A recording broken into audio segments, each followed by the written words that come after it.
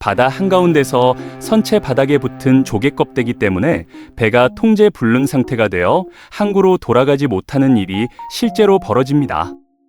여러분이 보는 모든 배들, 작은 어선부터 거대한 화물선까지 수면 아래 부분이 빨간색이나 특이한 색으로 칠해져 있는 이유가 바로 이 때문이죠.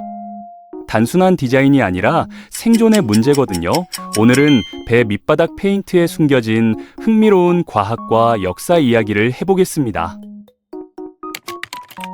여러분이 부두에 가서 물속을 들여다보면 정말 놀라운 광경을 볼 수 있는데요. 나무 기둥이나 바위에 온갖 종류의 생물들이 빽빽하게 달라붙어 있는 걸 발견하게 됩니다. 따개비, 홍합, 해조류, 심지어 배존벌레라는 무시무시한 벌레까지 서식하고 있죠. 이게 왜 문제가 되냐고요? 이런 녀석들이 배 밑에 붙으면 정말 큰일이 납니다. 옛날 목조 범선 시대로 돌아가 보면 이 문제가 얼마나 심각했는지 알 수 있는데요. 당시 배들은 천천히 항해했고 나무로 만들어진 선체는 이런 해양 생물들에게 완벽한 보금자리였습니다. 배가 한번 항해를 다녀오면 밑바닥에 수십 킬로그램, 때로는 수백 킬로그램의 생물들이 달라붙어 있었죠. 이게 단순히 무게만 늘어나는 문제가 아니었거든요. 배 밑에 생물이 달라붙으면 세 가지 큰 문제가 생기는데요. 첫 번째는 나무 선체를 갉아먹는 배존벌레의 공격입니다. 이 벌레들은 나무 속으로 파고 들어가면서 터널을 만드는데 심하면 배의 구멍이 뚫려버리죠. 실제로 18세기와 19세기에 수많은 범선들이 이 벌레 때문에 침몰했습니다. 두 번째는 엄청난 무게 증가인데요. 생각해보세요. 배 전체 밑바닥에 조개 껍데기와 따개비가 수 센티미터 두께로 쌓이면 무게가 몇 톤씩 늘어납니다. 이렇게 되면 배가 더 깊이 가라앉고 싣고 갈 수 있는 화물의 양도 줄어들죠. 하지만 가장 큰 문제는 세 번째, 바로 속도 감소와 연료 낭비입니다. 배 밑바닥이 울퉁불퉁해지면 물의 저항이 엄청나게 커지거든요. 매끈한 배와 비교했을 때 같은 속도를 내려면 최대 40%나 더 많은 연료가 필요하다는 연구 결과가 있습니다. 현대의 대형 화물선이 하루에 수십 톤의 연료를 태우는데 여기서 40%가 늘어난다고 상상해보세요. 엄청난 비용 낭비죠. 그래서 옛날 범선 시대에는 이 문제가 더 심각했는데요. 바람의 힘만으로 움직이는 배가 밑바닥의 저항 때문에 속도가 떨어지면 항해 시간이 몇 주씩 늘어났습니다. 그렇다면 우리 조상들은 이 문제를 어떻게 해결했을까요? 정말 기발한 방법을 찾아냈는데요. 바로 구리를 사용하는 겁니다. 18세기 후반부터 영국 해군을 중심으로 배 밑바닥에 얇은 구리판을 붙이기 시작했죠. 구리는 특별한 성질이 있는데 구리 표면에서는 해양 생물들이 잘 자라지 못합니다. 구리 이온이라는 물질이 조금씩 녹아나오면서 생물의 성장을 막는 거거든요. 영국의 유명한 범선 커티사코를 보면 이 기술을 완벽하게 확인할 수 있는데요. 지금도 런던의 그리니치에 전시되어 있는 이 배는 선체 밑부분 전체가 구리판으로 덮여 있습니다. 당시에는 엄청나게 비싼 기술이었지만 효과가 확실했죠. 구리판을 붙인 배는 그렇지 않은 배보다 훨씬 빠르고 오래 항해할 수 있었거든요. 실제로 구리판을 붙인 영국 군함들은 프랑스나 스페인 함대를 상대로 속도에서 압도적인 우위를 차지했습니다. 하지만 구리판에도 문제가 있었는데요. 우선 설치 비용이 엄청났고 무게도 상당했습니다. 그리고 가장 큰 문제는 배존벌레는 막을 수 있었지만 다른 해양 생물은 완전히 막지 못했다는 거죠. 게다가 철로 만든 부품과 구리가 닿으면 전기 부식이라는 현상이 생겨서 배가 더 빨리 망가지는 문제도 있었습니다. 시간이 흐르면서 철선과 강철선이 등장하는데요. 목조 범선이 사라지면서 배존벌레 문제는 줄어들었지만 여전히 해조류와 조개류가 달라붙는 문제는 남아 있었습니다. 오히려 배의 크기가 커지고 속도가 빨라지면서 이 문제는 더 중요해졌죠. 현대 화물선은 하루에 수백 킬로미터를 이동하는데 연료 효율이 조금만 떨어져도 1년에 수억 원의 손실이 발생하거든요. 그래서 20세기에 들어서면서 완전히 새로운 해결책이 등장합니다. 바로 특수 페인트를 사용하는 건데요. 구리판을 붙이는 대신 구리 성분이 들어간 페인트를 칠하는 겁니다. 이 페인트에는 산화구리라는 물질이 섞여 있는데 이게 천천히 녹아나오면서 생물의 성장을 막아주죠. 그리고 바로 이 산화구리의 자연스러운 색깔이 빨간색입니다. 이게 바로 배 밑바닥이 빨간색인 이유거든요. 현대의 방호 페인트는 크게 두 가지 종류로 나뉘는데요.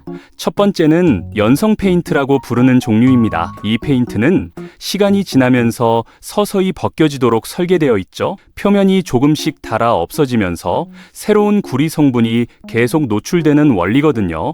마치 비누가 물에 녹듯이 천천히 사라지면서 효과를 유지하는 겁니다. 이런 페인트는 항상 새로운 표면을 유지하기 때문에 효과가 오래 지속되지만 페인트 자체가 사라지므로 몇 년마다 다시 칠해야 한다는 단점이 있습니다. 두 번째는 경성 페인트인데요. 이건 훨씬 단단하고 오래가도록 만들어진 페인트입니다. 표면이 벗겨지지 않고 그대로 남아있으면서 구리 성분만 천천히 방출하죠. 겉은 단단하게 유지되지만 속에 든 방호 성분은 점점 줄어드는 구조거든요.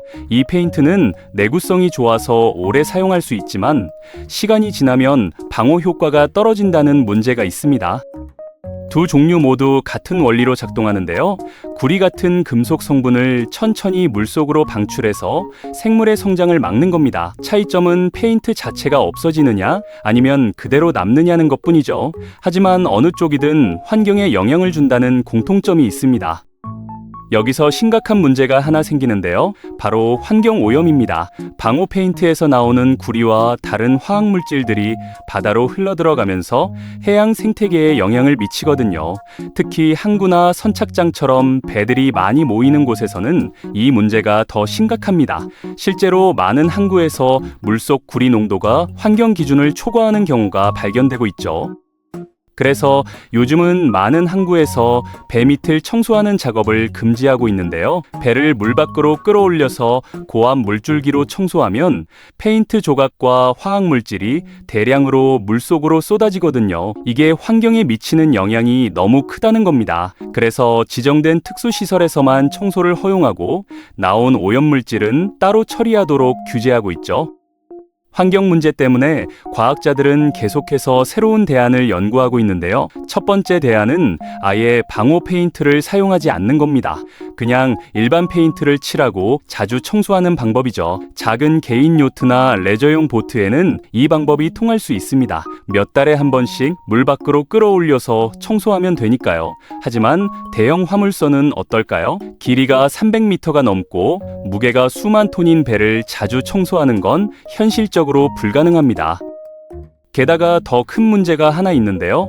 바로 외래종 확산입니다. 예를 들어 아시아에서 출발한 화물선이 유럽까지 항해한다고 생각해 보세요. 배 밑에 아시아의 해조류나 조개가 붙어 있다가 유럽 항구에서 떨어져 나가면 어떻게 될까요? 그 생물이 유럽 바다에서 번식하기 시작하면서 토착 생물들을 위협할 수 있습니다. 실제로 이런 일이 전 세계적으로 벌어지고 있거든요.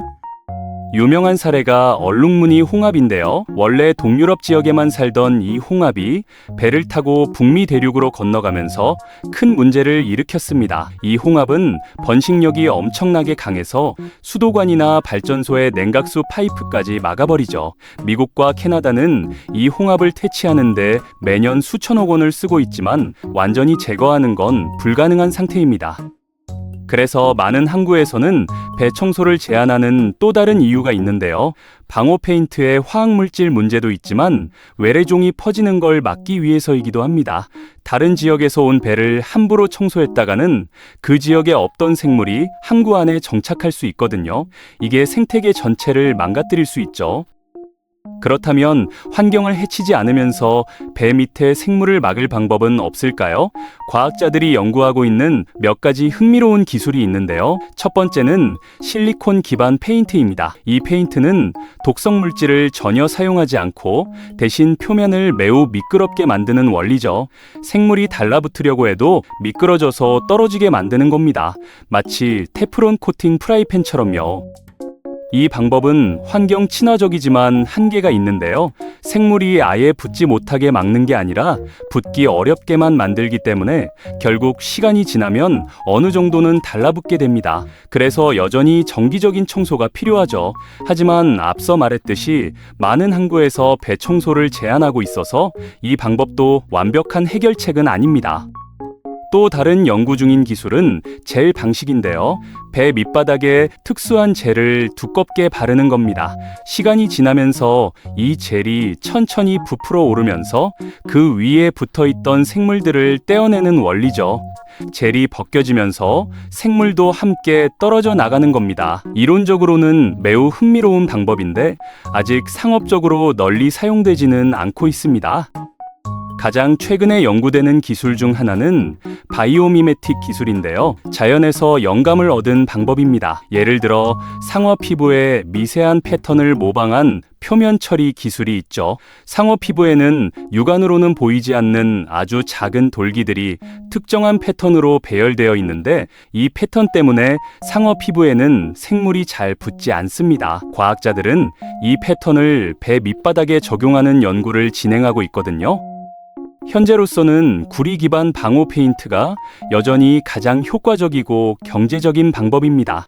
전 세계 상선의 대부분이 이 방식을 사용하고 있죠. 하지만 환경 규제가 점점 강화되면서 구리 사용량을 줄이거나 독성이 낮은 대체 물질을 찾는 연구가 활발하게 진행되고 있습니다. 일부 페인트 제조사들은 구리 대신 아연이나 다른 금속을 사용하는 제품을 개발하고 있고, 어떤 회사들은 천연 추출물을 이용한 친환경 방호제를 연구하고 있죠. 재미있는 사실은 요즘 배 밑바닥이 꼭 빨간색일 필요는 없다는 겁니다. 현대 방호 페인트는 다양한 색상으로 만들 수 있거든요. 검은색, 파란색, 녹색 등 원하는 색깔을 선택할 수 있습니다. 하지만 여전히 많은 배들이 전통적인 빨간색을 고수하는데요. 이유는 간단합니다. 빨간색이 가장 잘 보이거든요. 배가 물 밖으로 나와 있을 때 빨간색 밑바닥을 보면 선주나 선장이 한눈에 배의 상태를 확인할 수 있습니다. 페인트가 벗겨진 부분이나 손상된 곳이 금방 눈에 띄죠.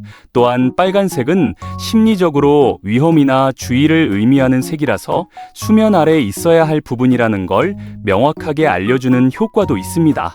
이런 실용적인 이유로 지금도 많은 배들이 빨간색을 사용하고 있는 거죠. 흥미롭게도 일부 군함이나 특수선박은 검은색이나 진한 회색을 사용하는데요. 이건 위장 효과를 노린 겁니다. 바닷속에서 잠수함이나 다이버가 배를 볼 때 눈에 덜 띄게 하려는 거죠. 또 요트나 레저용 보트 중에는 파란색을 사용하는 경우도 많은데 이건 순전히 미적인 이유입니다. 물속에서 파란색이 더 예뻐 보이거든요. 결국 배 밑바닥을 특별하게 칠하는 이유는 수백 년 전이나 지금이나 같습니다. 바닷속 생물로부터 배를 보호하고 속도를 유지하고 연료를 절약하기 위해서죠. 단지 방법이 구리판에서 특수 페인트로 발전했을 뿐입니다. 그리고 앞으로는 더 환경 친화적이면서도 효과적인 기술이 개발될 거라고 전문가들은 예상하고 있습니다. 다음에 항구나 선착장에 가면 배 밑바닥을 한번 자세히 관찰해 보세요. 그 빨간색 페인트 한 겹 아래에는 수백 년의 해양 역사와 과학이 숨어 있습니다. 작은 따개비 하나를 막기 위해 인류가 얼마나 많은 노력을 기울여 왔는지 알게 되면 평범해 보이는 배 한 척도 완전히 다르게 보일 거거든요. 바다를 항해하는 모든 배는 보이지 않는 곳에서 자연과의 끊임없는 전쟁을 치르고 있는 셈이니까요.